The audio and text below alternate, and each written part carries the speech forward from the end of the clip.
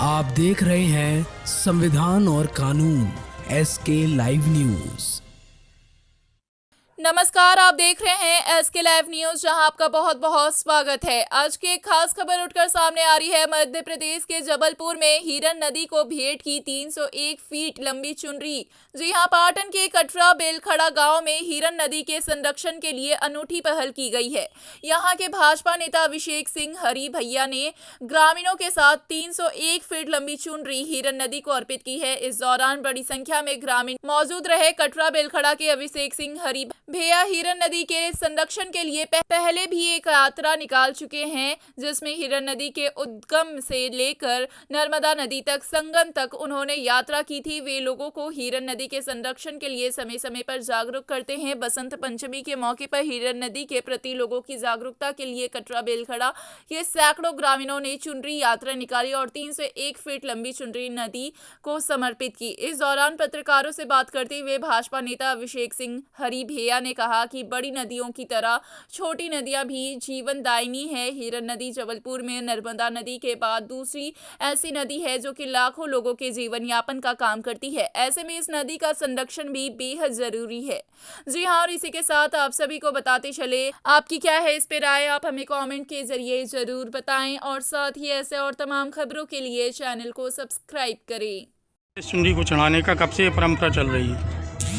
ये परंपरा तो खैर हमने चालू करी है अभी। आप लोगों को इससे पहले ज्ञात होगा कि मैंने 2 साल पहले हिरन नदी बचाने के लिए पदयात्रा करी थी, जो कि बहुत ज़्यादा सराहनीय भी और सबने उसका तारीफ भी करी थी। उसी तारतम्य में हमने ये सोचा कि क्यों ना माँ नर्मदा की 2700 किलोमीटर में अभी मैं परिक्रमा करके आया हूँ, तो तब 40 प्रमुख नदी ऐसी जुड़ती हैं जिसमें अपनी हिरन नदी भी है। दोनों तट मिला के ये 204 किलोमीटर की है।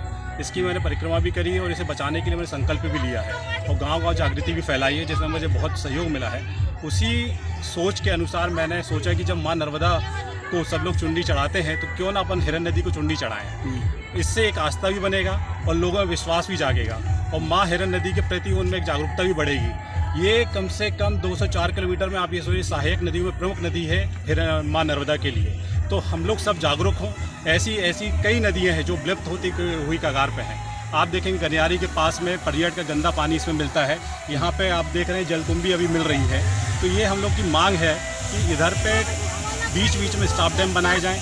स्टॉप डैम बना के माँ हिरन नदी का जो पानी गर्मियों में सूखता है वो रुका रहेगा और गनियारी में एक ऊपर वाटर ट्रीटमेंट प्लांट लगाया जाए पर्यटन में, जिससे कि ये गंदा पानी हिरन नदी में न आए। आप देखेंगे गनियारी के ऊपर का पानी एकदम स्वच्छ है और जैसी गनियारी से नीचे पर्यटन का पानी मिलता है, यहाँ से गंदगी पूरी चालू हो जाती है। ये हिरन नदी को तो वो गंदा कर ही रही है, साथ साथ में हमारी पवित्र माँ नर्मदा को भी नीचे जाके गंदा कर रही है। तो कई ऐसी नदियाँ हैं जिनमें नदी नाले और जो सूख रही हैं, जिनके ऊपर ध्यान नहीं दिया जा रहा है। तो मैं सभी से अपील करूँगा, मैं सभी से विनती करूँगा, सभी से आग्रह करूँगा कि सब लोग आगे निकलें और अपने अपने क्षेत्र से आगे निकल के आएँ। जहाँ से ऐसी नदियाँ हैं उनको बचाने का संकल्प लें, बीड़ा उठाएं, क्योंकि यही हमारी जीवनदायिनी है। जबलपुर ज़िले की सबसे बड़ी नदी हिरन नदी है, जो हमारी ग्रामीण की जीवनधारा कही जाती है।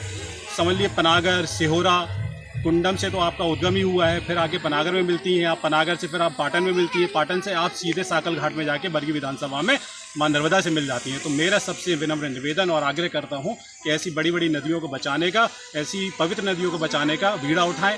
धन्यवाद। ठीक। खबरों के लेटेस्ट अपडेट के लिए इसी तरह हमारे साथ जुड़े रहें और इस वीडियो को ज्यादा से ज्यादा शेयर करें।